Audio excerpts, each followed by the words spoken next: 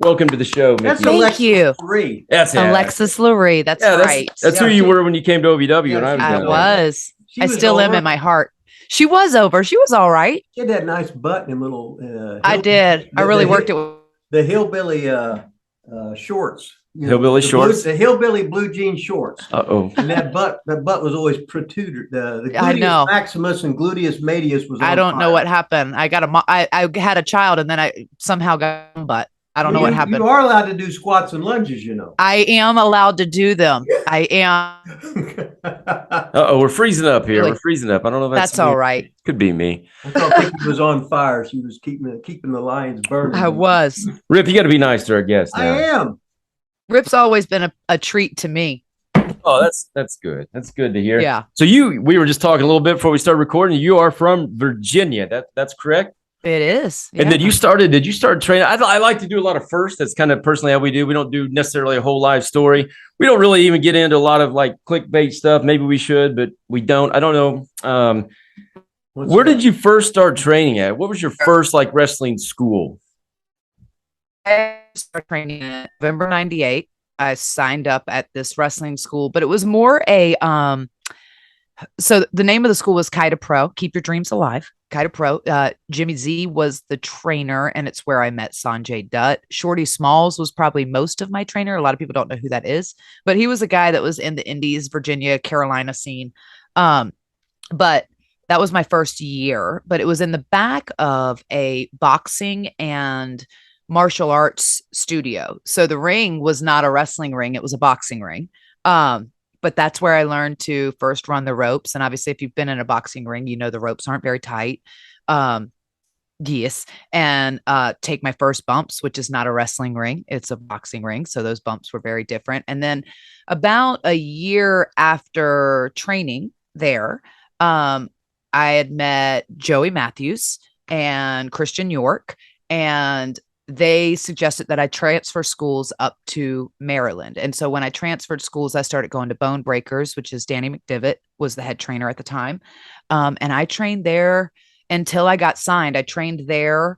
And then that really is what opened up a lot of doors for me, because in Virginia, I was only really working Virginia scene for the company I was working with. And I would randomly, there was a girl named Bobby Joe Persephone that there wasn't a lot of females working on the indie scene at the time. So she and I were like partners in crime. So we would travel to Georgia for Bill Barron's for $25 to wrestle each other at the old schoolhouse, or to, I remember driving all the way to Nashville for Burt Prentice for $25 to wrestle at the fairgrounds. And that was the first time I'd ever been in separate locker rooms, because I didn't even know, but he was still old school and had the heels on one locker room, baby faces on the other. So the only way you could talk is go back around the back of the building to the outside. Like, so you'd have to kind of go and walk a half a mile each way, you know, each of you to meet in the middle to kind of, I don't know if it was really that far. I might be exaggerating. Uphill both ways. But to go chit chat and then go back. So we didn't get to talk a lot, but luckily since we only really wrestled each other all the time, we kind of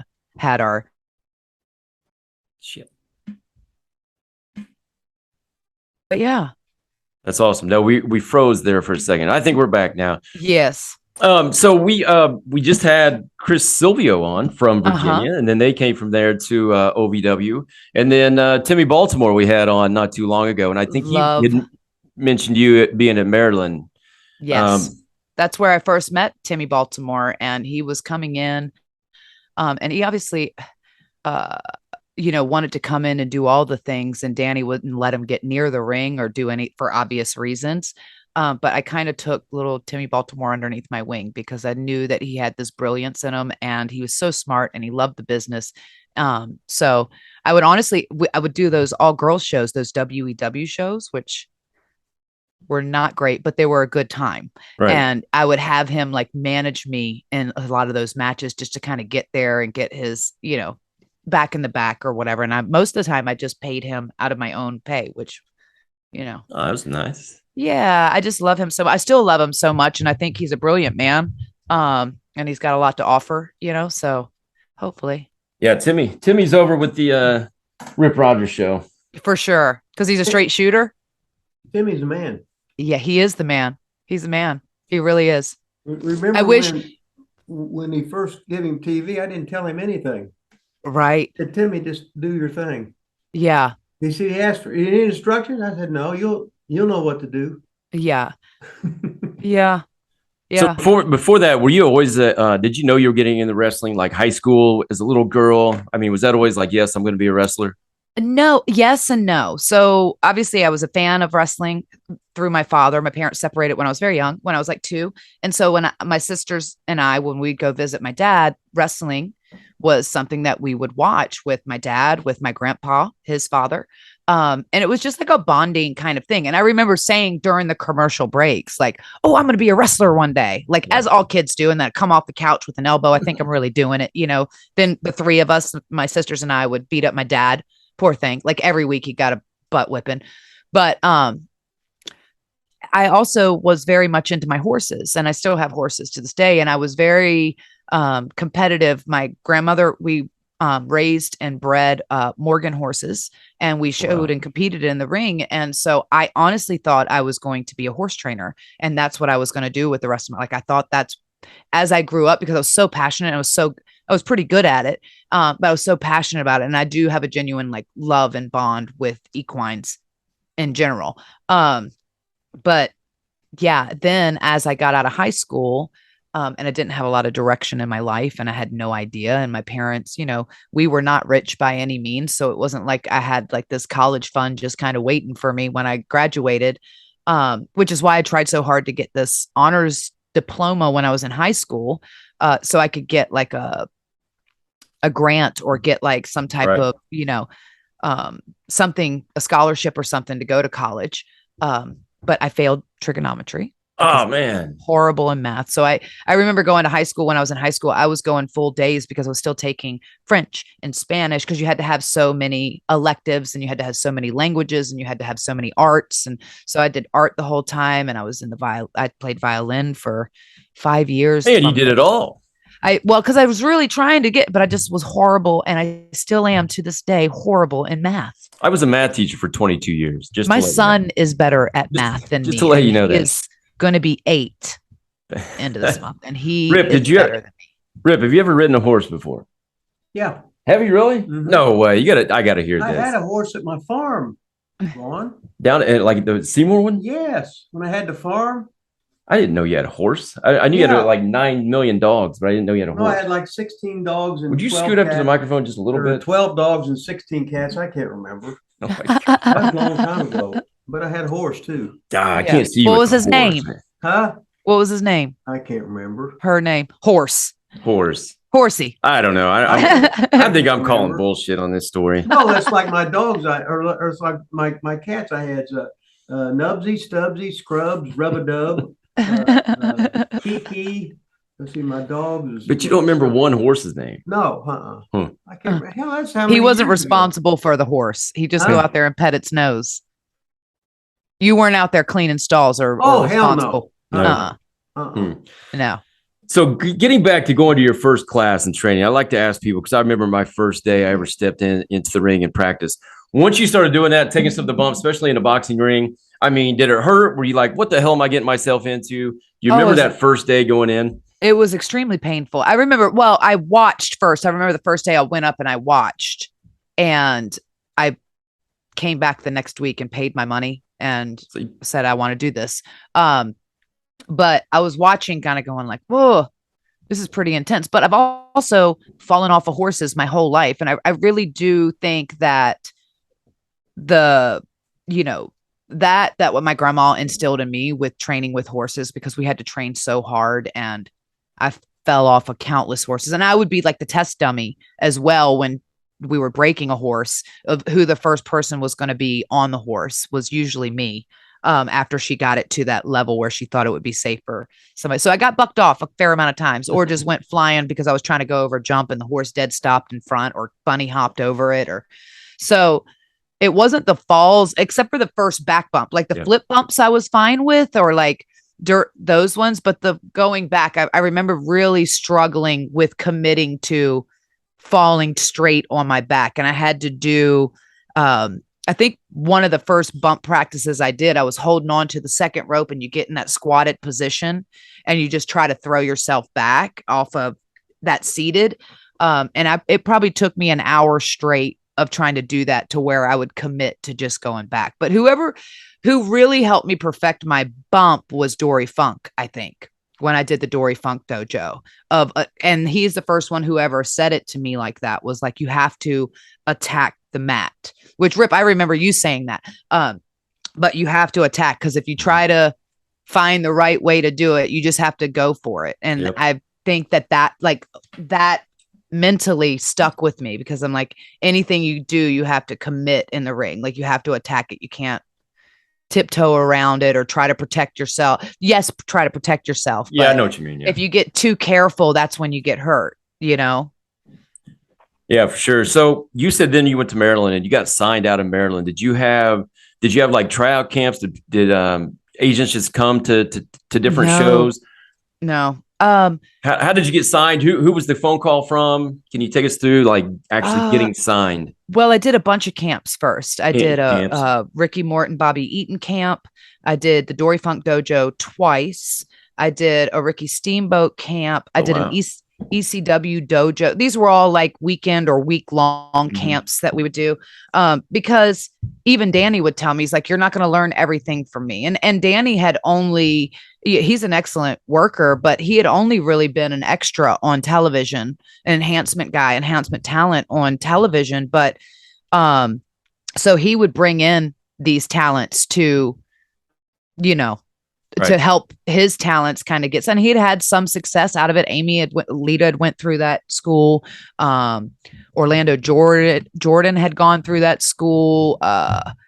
He'd had a fair amount of people get signed out of that school. So, but it was really more just once I got there, and I had to relearn a lot of stuff. I had to relearn like that I was just doing it wrong from my previous school, and just being green and people who weren't ready, teaching people who weren't even close to ready, just all the things that happen.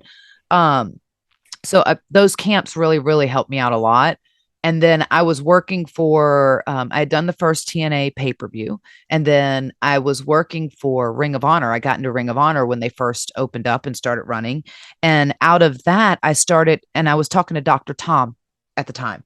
Dr. Tom was my point person, and I would email Dr. Tom, bless his heart, every other week, and I would send him a new tape at least once a month, and with my promo packet of, please watch my tape, let me know what I'm doing wrong, what can I do.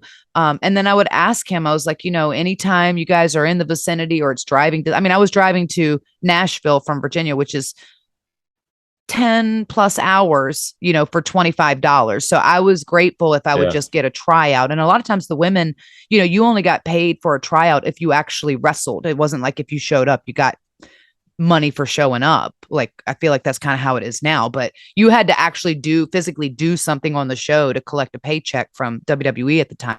So a lot of my tryouts, which I probably did about 50 of them, were not paid. I think one was paid because I wrestled Dawn Marie, and that was actually the match that I ended up, I think, was the catalyst of me getting hired from. But it was me. I was working with TNA regularly at the time, and they were only doing month-to-month contracts. So in between that month, when I would be unsigned for a couple weeks or a week, then I would get to do a tryout in between. So it's kind of in that space. But it was because of Raven. Raven saw me at Ring of Honor when he was working with CM Punk, and they were doing like some dog collar match or something crazy like that. And he'd been talking. Uh-oh. Lost you again. But I got you. Do you? Okay, there we go. Yeah, so he had been talking about and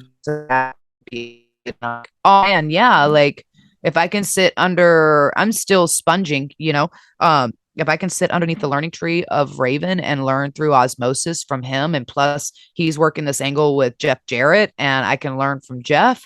And it was just an incredible opportunity. So I said yes, even though goth is not my realm. Like, I had to buy everything from Hot Topic and figure out how to do this goth character. But yeah, and that was when I got signed with WWE, and I was supposed to go to Japan for 3 months because my TNA contract was up, and they were just switching over to where they were going to sign talent for year-long contracts. So I was doing month to month, and then they did like a 3-month contract, and then they did a year contract. So they just gotten to that place where they were going to start signing talent to a year-long deal. And I'd also had this opportunity to go to Japan at a female dojo for like 3 months. And I remember talking to Dr. Tom about it. And he then, I think this was when Johnny Ace first came into that position in talent relations. And Johnny Ace was actually the one who called me right before my birthday. It was like August 27th or some weird. I just remember because it was like my birthday was going that weekend. And he's like, hey, we want to give you a deal. Oh, hold on. I'm going to try to take this over to my experience. And I'm like, oh boy, I want to go to Japan, but I also want to keep my teeth.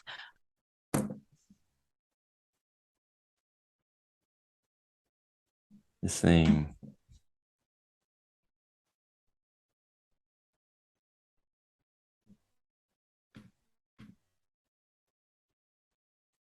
Give me 1 second. And it was Johnny Ace who called me. JR was still head of talent relations at the time, but Johnny had just kind of stepped in that position. And I remember that goes, yeah, we want to sign you $500 a week, and you can move down to Louisville. And I was like, oh, when do I, okay. When do I have to move? And $500 a week it wasn't great, but it was as much, if not more, than I was making on the indies for being a weekend warrior. And I just couldn't work at Olive Garden anymore, at the truck stop anymore. So, but yeah, he gave me a couple months to wrap up all the rest of the dates that he signed off of, which was like the Ring of Honor date, the MCW Maryland dates, and certain dates that I could wrap up. And then I had to be down there by October. And that's what I did. Yeah. Well, that's wild. So we don't do research here at Lila Studios. Rip, you should have probably smarted me up on this. I guess I didn't even realize you were in TNA before that you got developmental. I probably should have known that. I was the first woman ever, which I was green as grass, the first woman ever in the Clockwork Orange House of Fun match, which was with Jeff Jarrett. And it was myself and Julio De Niro. And yeah. That's awesome. Yeah. So and then you went with Raven. So we just had Nova, Mike Bucci, Simon B on the other day, and he kind of got his in with Raven as well. He told us. So yeah. Did you ever cross paths with him there at ECW, or was that a different time period? I had one tryout in like just 2000. At one time. Okay. Well, it was a couple. But I remember with ECW, and obviously ECW was on the way kind of out. And I was originally the intention was to sign me as Beulah's little sister. Tommy Dreamer has told me this story. So this is the only reason why. I remember my tryout being terrified, realizing I wasn't even close to ready. I had no idea what I was doing. I had no idea about etiquette backstage because I was still with Kaida at the time. So I'd only been wrestling like a year and a half. No business getting a tryout. And especially on the etiquette side, I just had no idea. And that wasn't something that was truly really taught besides the handshake thing. It wasn't really taught at our school. But I learned that as I transferred up to Maryland and stuff. So, yeah, I took like 50 DDTs. I always say 200, but 50 DDTs in a row from Mikey Whipwreck. And I remember Paul was sitting there and Tommy sitting there, but they wanted me to be Beulah McGillicuddy's little sister who was just under 18, and apparently there was going to be a countdown clock of the days until I turn 18, like throughout the show, throughout television and then obviously you know how ECW does, but that was the idea. I just think it's wild because you've been wrestling for you've been in the business 20 years or more or whatever, and just to hear, because everybody probably has seen you on top, basically, just to hear that you're driving 10 hours for $25. And I don't think my little Ford Escort that I had to push the window up and I had to duct tape on the passenger side. I had to duct tape it so it wouldn't fall back down because, the motor broke on the little button. Yeah. That's pretty wild. Yeah. All right. So let's get into a little OVW time then. Okay. So you get to OVW. Did you know anything about it? Did you know anything about Rip? Was Rip your original trainer there? Yes. He was. So you were in, okay. I couldn't remember exactly. 8 a.m. boys. So what was your 8 a.m. first impressions of the Hustler Rip Rogers? And did anybody smarten you up at all? Did you know anything about him, how he was, anything like No, that? So what did nobody you think when you smartened me met up. Rip then? I thought he was a character. He was hilarious. And so, and I say this because I feel like I come from the businesses have changed so much, especially in the last 10 years, but I really did come from like an old school kind of mentality with wrestling. So nothing shocked me at this point. Like I had been in locker rooms where people were passed out drooling on themselves in the corner. So nothing shocked me ever. But Rip would pop me all the time because he's brutally honest. No, he's brutally honest. And I will say the one thing that I probably loved and respected the most is that he never treated me like a girl. He never mollycoddled me or beat around the bush. Like if he had a point to say, he was going to say it, and he was going to say it how Rip was going to say it, and you either digested that or you didn't. And yeah, it was definitely different. I had no idea what to expect when I got there. I thought like, oh, we're going to have like, there's practice every day. So probably, 2-3 hours, and I'll train and do whatever. And then I got to work on how am I going to make it to the next step. And one of my first day of practice, I remember these are 8-hour practices that we were doing sometimes, weren't they, Rip? Like we would be there, we would start at 8 a.m. and we would wrestle until about 3 p.m., but not always wrestling. And one of my favorite drills, Rip, that you would do is the body part drill, where we would all have to get around and he would have his whistle. And for 2 minutes, you would work an arm. And then for 1 minute straight, you would get heat on it. And then he would blow the whistle and then you'd reverse it. And then the baby face would do, but no bumps. And that was the catch, no bumps. And I was like, I knew how to wrestle when I went down there, but everything that I learned, especially from you, Rip, was like this fine tuning of really perfecting my craft. And that's what I'm so grateful for OVW, because I think it truly made me a worker. Whereas a lot of people can wrestle, but there aren't a lot that working is an art, That has been a very popular answer. People say that all the time, that exact working the body part and then taking it up a notch and all that. Kick it in. Yep. Rip, give us your impression. I know you've already told me some stuff. Now let's see if you're going to actually share it on this show here or not. Talking about how good Mickie was? Yeah. Well, she already knows that What? Well, she knows how I think her, Serena, Gail Kim, top 3, no Pacific order. Yeah. Speak up. Show some. I can hear him. Okay. Can you hear? Thank you, Rip. I can. Okay. I appreciate that. That means a lot to me. I don't even have to say you're a hot little bitch, do I? Oh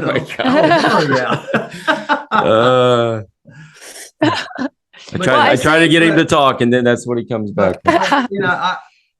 My thing was, I want to make these girl wrestlers. So I want to treat them like guys, and I want them to work like guys. Right. So I want them in the ring with guys that are bigger, stronger, faster, so that when they get in there with girls, they can dominate. Right. I want that mind to be fucking sharp of learning to call it in the goddamn ring. Yeah. Which nobody knows how to do anymore. They don't. And what can I say? I had guys go 2 hours in matches. We did that 60, what was it? That Broadway match. Who was it? Mike Mondo and God, there was a couple of them, but I just remember, was it Jeter? I had a lot of that. Used to be the norm.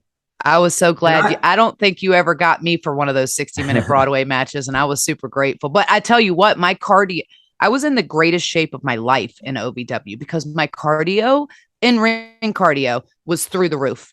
That was the thing, though. He never made us do like squats or any of that kind of stuff. It was never just bullshit drills. Cardio. It was always there was no cardio. Feet for a clothesline, 10 bumps in a row. There was none of that because it was that he's like, why? Those are wasted bumps. Yep. I want you to be able to do it without taking a bump, because that's the art of a true worker, right? Like to be able to tell that story and then make that bump mean something rather than just by the time you got there, which I was very much on the same page because we had gone through several different trainers. And the one thing I hated after you left, Rip, was we had Bill DeMott would do a lot of bump drills of like one person in the middle and everybody feed in for a clothesline. And I'm like, I already know how to bump. That's why I got hired. Like, I don't need to know how to bump. I need to know how to work. There's a difference. Like, I already learned how to bump. I've been bumping for a while. Like, if you ain't figured out how to bump by the time you got here, you're doing something wrong. Right. Like, and I would get so frustrated because I'm like, I don't need to take all these bumps. Like, we're taking, 80 bumps in practice before we even lock up. Like, how does this make sense to me? Not that I love Bill. I'm just saying, like, I was like, I feel like I'm going backwards. Like, what is happening? Where's Rip? Where's Rip? Yeah. I don't think I ever taught you a move. No. I was a babysitter. Is that what you were? I was You a weren't a babysitter, babysitter. but you know what I mean. Uh-huh. I was like a school teacher with a bunch of first graders. Right. But now you go out and practice with this girl. No, I want you to practice with a guy. Now work same size. So you can lead to learn. You can follow. You can lead. You can work like you're both 6 foot tall. You're both 280 pounds. Or right. in just different ways to work. Right. But and I know you've only got so many bumps on your bump card, so I'm trying to save your life. Right. And your career. Right. Right. But if guys are assholes, they just have you bumped. Right. So I never, no way. No, you know what? Another thing that you used to do, and I'm like, I feel like I avoided this like the plague because I saw you do it so many times. I don't know if he did this to you. We would do E-Town showdowns or wherever. What was the gym that had Dennis the Menace painted on the gym? St. Therese, or is that St. Was it St. Therese, Jim? Oh, maybe. I don't remember. St. Therese was like that church that had I can't remember. Well, they had Dennis the Menace painted up on the school thing, right? Yeah. Okay. But if they would have the matches, and obviously we drive there, and everybody, girls and guys, put the ring up. Girls and guys did all the things and had to clean up after. We were all a team, and we did it together. But if he saw you talking to your opponent one time, not even for 1 minute, he'd let the heel go out. You did this countless times, Rip, and I was like, oh, I'd send somebody else out, or then tell them to reverse roles. Yes. No, I'm going to make you good whether you like it or not. Yeah, because I'm going to throw you in the water, and you're going to learn to swim. Because he did not want you calling a bunch of spots backstage, because these matches, like, that's for television, and these shows, and this was verbatim, these shows are to teach you how to work. There's 50 people out there. They don't care about your spots. They want you to make them feel something. Mm-hmm. So he would let the heel go out, and then right before the baby face's music is supposed to hit, he'd pull that baby face and he'd say, Cage, get your ass out there. And he'd tell whoever to hit Cage's music. And then they would have to wrestle on the fly. Yep. Same time, figure it out. Mm-hmm. Cage up. And that's all he'd say. You're up. And then he'd send them. And that's awesome. He did that we were doing DCW, which was non-contract. It was a little show we were doing in Davis Arena after like OVW shows and stuff. And he would have to be more of an atmosphere. He'd have everybody around the ring, all the guys around the ring, just to pound on the ring and right and whatever. So we would do. Remember when they would draw names at the desk out of a bucket, and that's who would have to go in and wrestle. And this was on like our little TV show. Right. And Kenny Bolin was like, I'm doing the matches tonight, and he would draw 2 names and go. Then you'd have that was it. That's wild. And that's how that's when you know you're good. Right. And it did. I was so confidence as far as who I was, or like just feeling like, oh, maybe I don't belong, or the walking on eggshells when you first go up to television, of all those things. But one thing that I was very confident in was my ability to, if something messed up, I was going to be able to fix it. If we didn't because television wrestling is different. So if that spot didn't go as planned, I would never go straight back to it, because that's dumb. But I would just figure something else out and do some, to get that same kind of reaction. Or I was very confident in my ability to, no matter what, we were going to get the end result. And if something screwed up, I was going to be able to fix it. And I think for the most part, that always happened with the exception of when Trish got hurt and she broke her shoulder when on that flip bump, because it was like a total freak thing, but we still got the finished result. It was just the first time somebody had gotten seriously hurt in the ring when I was in there, and I didn't want to hurt her. And I was like all worried about re-injuring or injuring her more, so anyway, so I was over prepared is the word. Hey, you over prepared. You know what's funny is you guys, when you went up there, you didn't realize how good you were. And when you got up there amongst the stars, you're thinking, but you're not going to say it, I'm better than these motherfuckers. I got this shit. God damn. I had no idea. But you didn't know how good you were because you were surrounded by each other. You were getting better and better, and everybody's getting better and better, pushing each other. And once you're a star, you don't practice. You don't put out.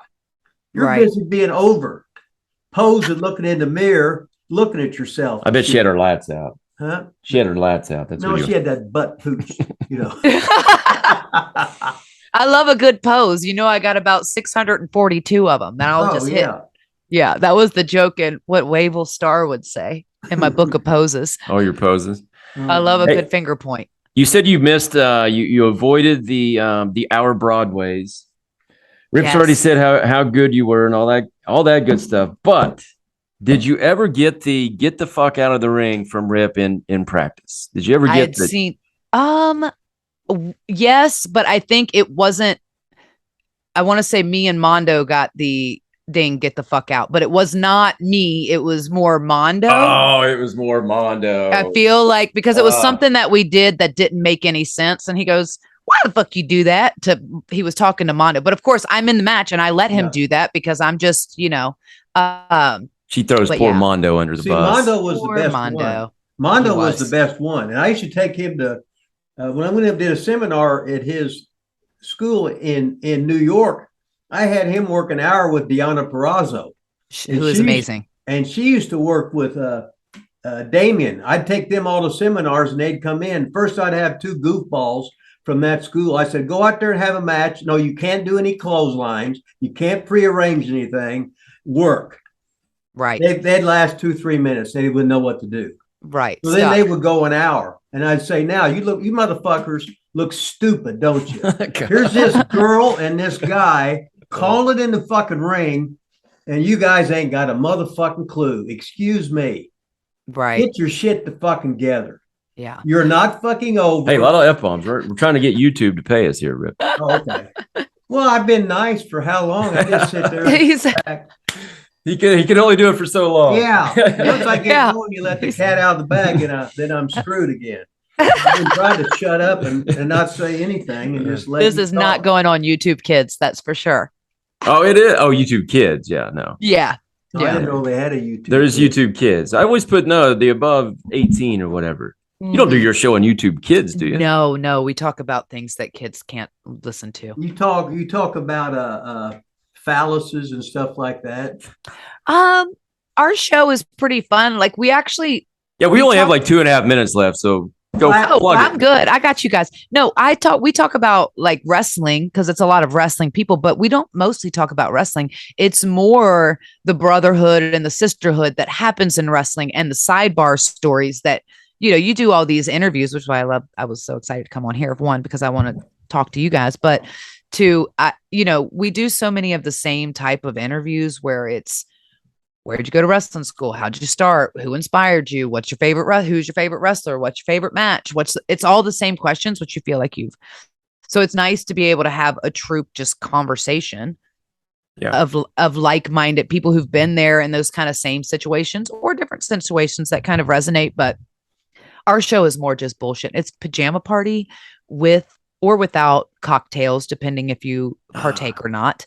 And we just, BS for a solid hour, half hour that goes on the air. And then we do that full episode on Patreon and on Spotify. Spotify now on your podcasts, I don't know if you guys know this or not, but they will share the video form as well. So on Oh, yeah. Spotify, you can either watch it or listen to it, depending, instead of just a podcast form. So that's kind of Oh, cool. nice. Yeah, we I leave all that to Rip. Yeah, I He's- missed your technology. I got a cell phone, and that's about it.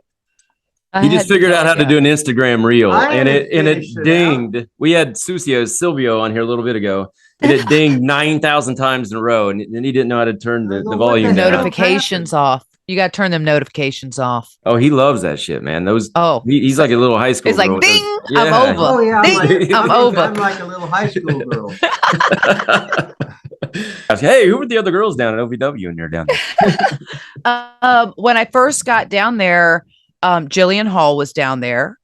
And then there were, she wasn't signed. I was trying to think of who was actually signed. Melina came shortly after Yep. I got signed. Do you remember Bobby Ballard?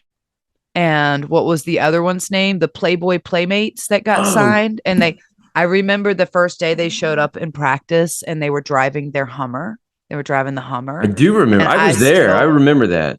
I was so pissed. I don't remember the other girl though. When there The another day I hated them immediately, and I shouldn't have hate in my heart, and I don't now, because good for them for getting a paycheck. And probably, I don't know, the one may still be getting a paycheck because didn't she hurt her neck? But or it was already hurt from an accident before, but then she re-hurt it in the ring. And then that was the one day of practice that she did, and I don't think she did any more practices. Was that Bobby or the other one? Anyway, they showed up in their Hummer, and I'm driving I think I'm still driving my little Ford Escort, or maybe I'd gotten a different car by then. But anyway, so I'm driving my shitty car, and then they pull up, never taken a bump, never wrestled, just coming to learn how to wrestle at OVW, and they're driving a Hummer, and I almost lost my mind. I was like, what am I doing with my life? What is happening here? That's why I think it's so awesome to hear your story. Because I didn't know all the other stuff, because I've seen since then, when they've had different athletes and stuff like that get signed, it all kind of changed. So you were before that whole wave. So Go what ahead. what was it like kind of getting up there in the WWE though? That was the Diva era though, wasn't it still? It really was. Well, first off, I think that I want to say thank you, Rip, because I don't think that I would be the performer, the worker, or have the confidence in the ring as just my in-ring ability of like, you really, with a fine-tooth comb between you and Jimmy and Danny Davis, I say the infrastructure at NXT was built off of the backbone of OVW, because they really took the formula minus the true. I mean, there's a lot of heart and soul there. I don't mean that, but this was a very gritty, bare bone. You had to want it to stick it through, right? And the amount of people and friends that I saw come through, get signed, never make it to TV, or be, come down signed and still not make it to television. So, but we were all in it together, and we truly, like, obviously there's competition as there is in all sports, but we were a real family unit. And it was really special. And I really I talk so fondly about my time at OVW, because you don't realize how special it is when you're in it, because you're so focused on taking it to the next level. But there are moments that I still look back in Louisville and I go, those are some of the greatest times of my life. Like the friendships that I made. How many times did I say this will be the greatest time of your life? And you did say that, and we took it and gone like, okay, Rip, like, all right, whatever. We've been here for 5 hours. I want to go to Qdoba. But it's true. Like the friendships that I made there, I still talk to a lot of the guys and the gals that we went through that system together, and it was special. And the people that went to television out of there became superstars, became megastars. And I don't know that there is a developmental system that has produced that kind of talent with that kind of success. And when I say that kind of success, I mean household name, mega $1 million successes out of there. And obviously there's people like Roman Reigns and other people who have reached that superstardom, but every person that came up through that system became household names. And that was the reality, because we were all kind of over prepared, and that would be the word. And I'm like, oh, over prepared, tired.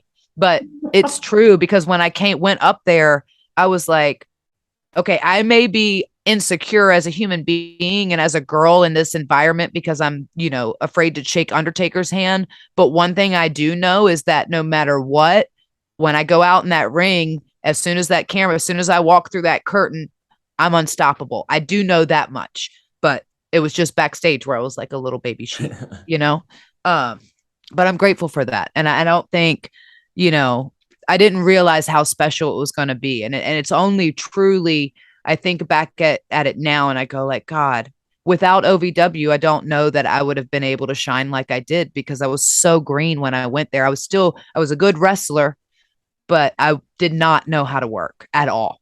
I thought I did, but it polished me. It was a certain and I think the beauty of it is because there was less pressure because you were on television. So you were learning to work on television, but it was a regional television programming. So you were over in that little Kentuckiana area and those people knew who you were. But by the time when you went to mainstream television, these people were like, who is this person?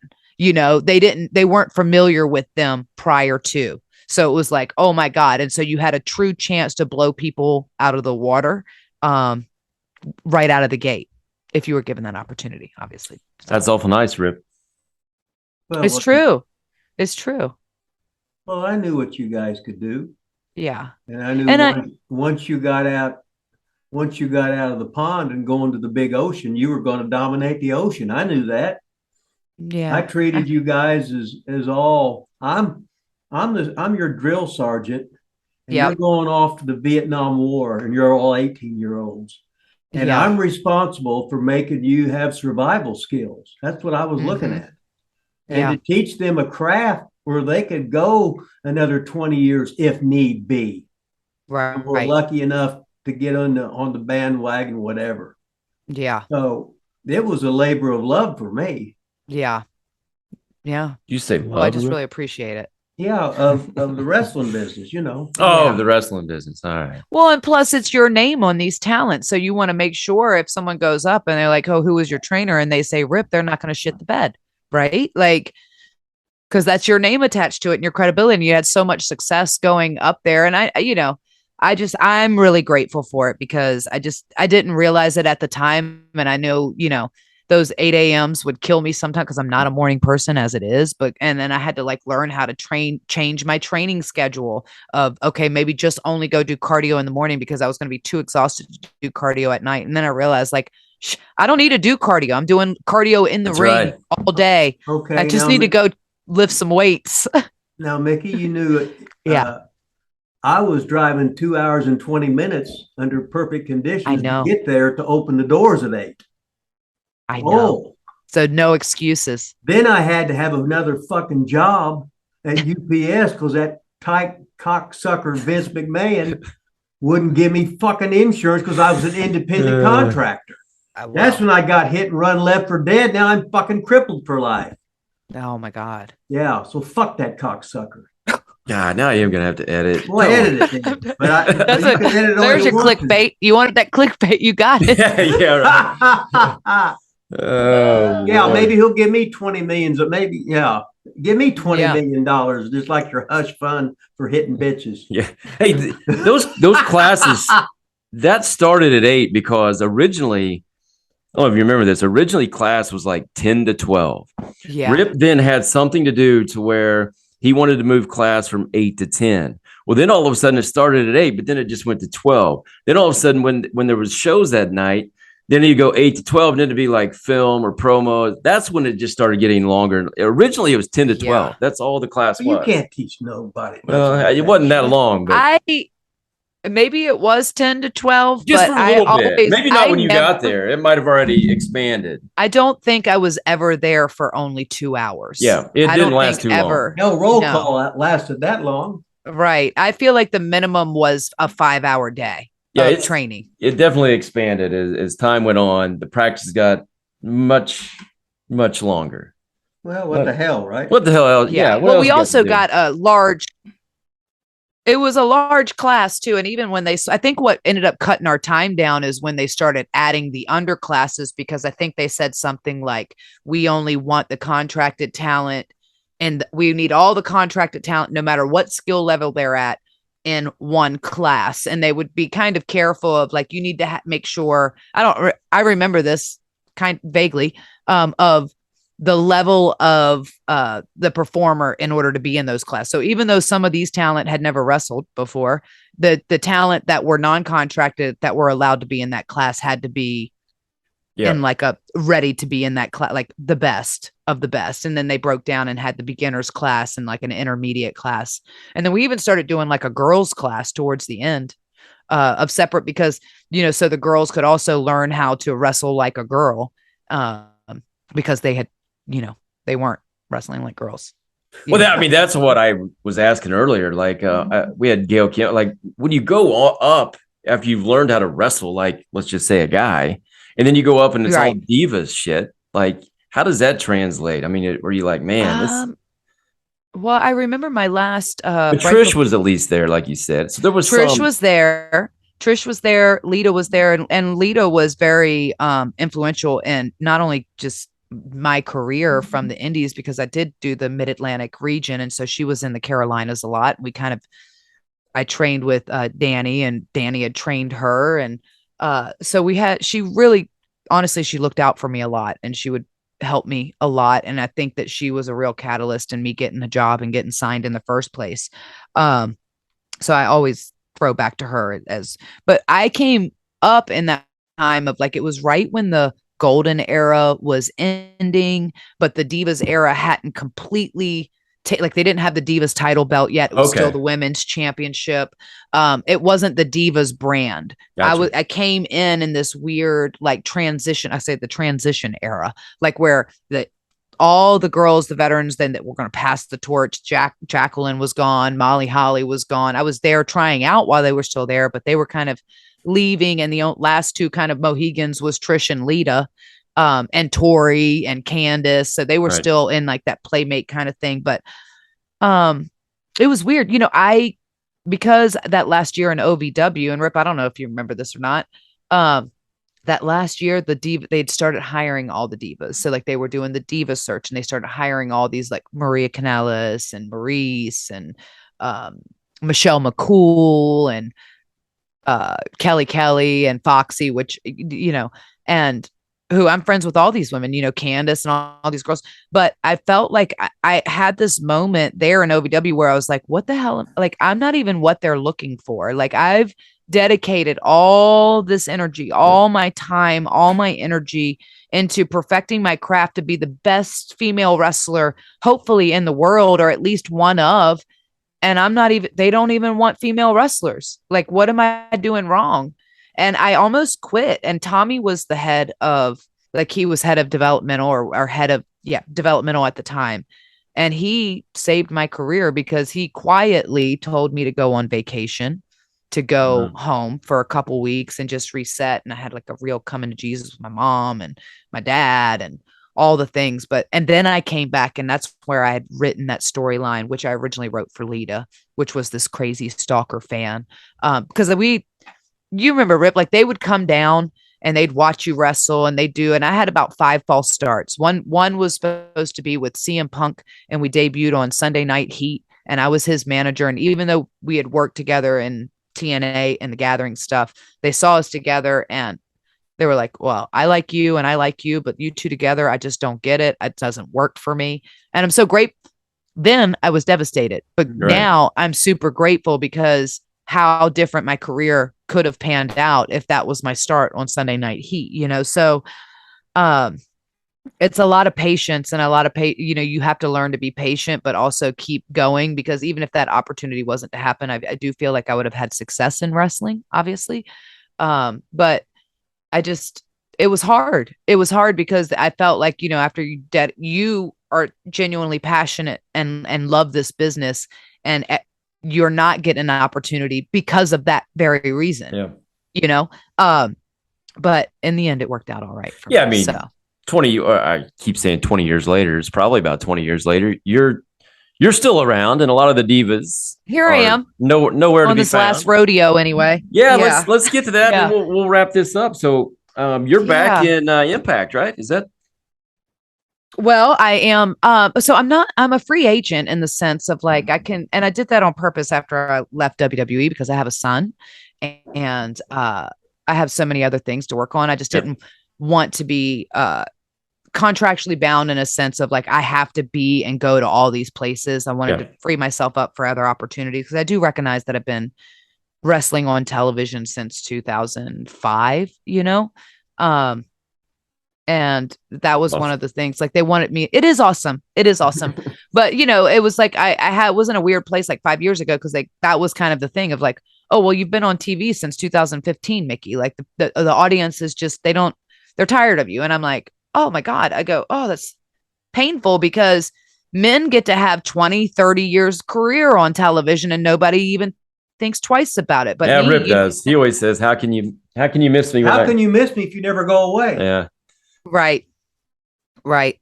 So, and I had an opportunity to go away when I had Donovan. And then obviously, right before I was going to go back to WWE in 2016, before that Oscar match, I was really going to retire then. And I was just, I was like, not that I can't wrestle and I can't go anymore, but I don't want to retire on the indies in Hoboken, in front of 200 people. I Yeah. just don't. So I just would rather just kind of quietly go in the sunset and just stop taking bookings. And I'd had Donovan and just maybe try to think about next chapter. And then NXT happened. And then I ended up re-signing and having a whole second run. And it was pretty awesome, and it was amazing. And I'm grateful for it. And now in Impact. But I do think like I have so much going on right now in wrestling and out of wrestling that I just want more time to focus on it. And yeah, I think one last run and it's time to, do things, real life things. What's funny is that you're talking about when they was bringing all the fluff divas in or whatever, right? I still converse with Serena probably every 6 weeks, where she'll ask me what to do or whatever. And I just laugh. I said, you want them other girls to be as out there as possible so that you can go do basics and you look like the best pro wrestler there is at this time, Right. because you're doing basically nothing where everybody else is trying to get their shit in, but they have no timing and their fundamentals are the shits and they want to do Sloppy spots, etc. So this is great for you guys. If you know how to work and do nothing, you guys got it made, and it makes you guys look like the queens of the sport. Why the other girls are just fucking goofballs, excuse me. Yeah. I just think the business has gone to, and I don't know why. Like you said, a lot of people are more focused on the moves, but they forgot the reason why they loved wrestling in the first place. And it wasn't because of the moves. It was because of the performers and the artists and the stories and the emotional connection. And for me, wrestling without emotion is wasted movement because I don't care what moves you do. If you can't make me feel something, then I'm changing the channel, period. Like it doesn't matter. Like I've seen so much wrestling in my life. I've seen every move done before. Nothing is original. It's all been done before. It was stolen from somebody who was stolen from, who that was stolen from. So nothing is original. It's all been done before. So it doesn't matter about the fancy moves unless you're Rey Mysterio, who can tell a story and the art of selling. Like the art of selling is also a lost art, because I go like, that's what makes me care about you as a baby face. Like I need to know and feel with you, and people are so worried about like, still need to look strong. And I'm like, you're 170 pounds. Like, what do you mean you need to look strong? That's awesome. What the, like, I get it. But at the same time, like the greatest babyface story of all time, Rocky was always fighting from underneath. He was always selling, like, you kidding me? Come on. It's basic. It's basic. Usually losing too. Rocky he was losing. typically losing, and then he would completely, you thought he was done, and then he would come back, and then you'd be like, yes.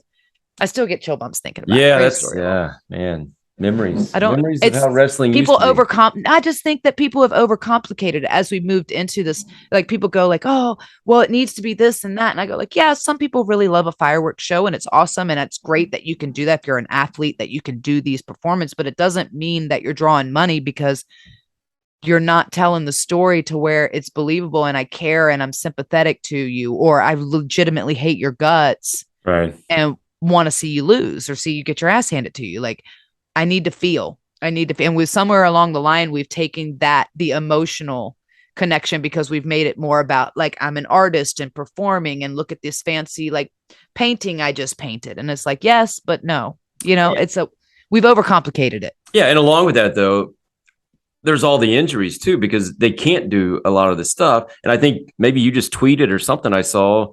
It was on one of the dirt sheets where, hey, think about maybe being able to wrestle in 10 years or 20 years or something like that, because they're doing all this shit now. And who knows how long. But that's just slop. But I feel like that's timing and sloppiness and because they haven't been taught how to work. And so they're just they're wrestling, right? Like, so it's like these moves, or except for the one with Ruby where I saw Ruby and I'm like, oh my God, because Ruby is fantastic. She's wonderful. But there was no way for her to protect herself on that. There was zero way for her to protect herself on that bump. Like the way she was hanging and then the kick and then just like, and I've landed like that before. I think I shared the spot with Melina where I was going to go give her the Hurricanrana, and then we're through the match. And I don't know if I accidentally pulled her head when I went to jump up, and then she went to block it, but she just kind of crumbled underneath me. And so I could not turn my head for 3 weeks. Like I had a serious strain. I thought I broke my neck, but I had it was whiplash and a severe strain of my neck. And I literally, and still to this day, my neck gives me like I can turn it, and I've had it adjusted. I've had it worked on. It doesn't turn like a normal neck anymore. Right. Like, but for 3 weeks straight, I literally had to turn like this. And I think by week 4, I could start turning my head again. So it's nothing to joke with. And you see like when Amy broke her neck, and women are very different because our necks are a lot, no matter how much muscle, unless you're just maybe all gassed or whatever, but our necks, our joints, our bones are already tinier than the guys anyway, and more delicate and fragile. And nobody's neck is meant to take that kind of bump or injury regardless, but it can be dangerous. And it's like, it's not, for the sake of one bump, it's not worth it. You know what I mean? I don't think so, but and ours was a freak thing, and it's always a freak thing. It's always an accident. It's like, I've separated my shoulder on a pie face. I've sprained my ankle and getting shit canned out the ring. Like it's always on the stupidest things anyway, So I don't know. Rip, you got any final things? We gotta let her go, man. She's got big things going on at her house. She's a big time wrestler. She's over. We're just little guys here at Lila Studios. Yeah, we're nothing, You better stop. Rip, I love you, and I'm really grateful for you. I hope you always know that, and I hope that the amount of people that have like sincere gratitude in their hearts. And I know that some people, they're like, oh, there was always a love-hate relationship for a lot of people, but you always popped me and you were always good to me. And I'm grateful that you always treated me like one of the boys, and you expected the same delivery out of me as you did the boys. And tell everybody I got PayPal. And you do got a PayPal. Yeah, I got PayPal and Cash App too. So yes, we're going to put those in the description. Yeah. No, that's one of the. I mean, for me, I've known Rip since I was 5 years old, so he's from my hometown, and doing this now, the amount of people that come on and maybe not as over the, most of the people say the same thing, and it's just awesome to be able to see, people give back, so to speak, by saying that kind of stuff to him. It's whether he ever admits it or not, I know he really appreciates it. I just think it's awesome for people like you to come on and say those kind of things, because Rip doesn't always get the love. He's Rip, man. Like a lot of people don't. Well, he's a little bit like sandpaper for some people. Can be a bit abrasive, Yeah. Oh, I know. Trust me. He can. Yeah. That's why I'm like, but I appreciated it because he didn't change the standard for me. And same with, I go back to Danny and I tell Danny the same thing. I just like, it forever changed my life and it changed my career path. And the reason why I was successful was not because surely some of that helped of like the camps and wrestling and all that stuff. I was grateful that I came there with experience because then it really truly was fine tuning. But without that fine tuning, I would not have been able to be a superstar in WWE or even going back to Impact and have this longevity because I was able to protect my career because I didn't go out there and do stupid things, just for like a cheap pop or anything like that. I was able to go out there and truly work and raise the bar for women and for women in the industry because that was really moving the goalpost for women was really the ultimate, notch. Right. And I wouldn't have been able to do that if I didn't know how to work, because the wrestling moves just don't cut it. So, it just changed my life and that's all. And I'm just really grateful. And I hope that, because I think that you and Danny and Jimmy and everybody who was there at that time, kind of like leading us and paving the way for us, you guys don't really get a lot of the love back or the acknowledgement because it was such a hidden system and it was like this little hidden diamond mine that was like kind of tucked away in the valley, so nobody knew about it. It's not NXT on national TV. Design. Yeah, it was by design because it was, it was very much under the mentality of like, I don't want anybody to see them until I bring them to TV, so that way they're my superstar. And so it worked out, and it worked out for all of us pretty damn well, I think. Yep. Yeah. Hey, go check her out on GAW TV, right? GAW, GAW TV. I can't wait to see Rip on there. That's going to be the greatest thing. Oh my God. Rip on GAW TV with grown-ass women drinking wine. It's going to be the greatest episode ever. Yeah, that's what they do. Didn't you hear? They drink wine on there, man. You don't have to drink wine, Rip. We don't make anyone drink. It's to each their own. You can have coffee. I made him do a shot of a little pre-made mixed shot when we hit 1,000 subscribers on our show, and it was like the end of the world for him. Anyway, GAW TV, Mickie James, thanks for coming on our show, Wrestling with Rip Rogers, live in the studios. This has been the greatest interview we've had today. Today. Says, I'm kidding. That's what he always says. I just stole his line. Say, how was it? Oh, it's the greatest one we did today. Yeah. It's the only one we did today, Yeah. No, thanks so much. We really appreciate it. No, I appreciate it too. Thank you so much. Thanks, Mick. Thank you for asking me. Always. It's all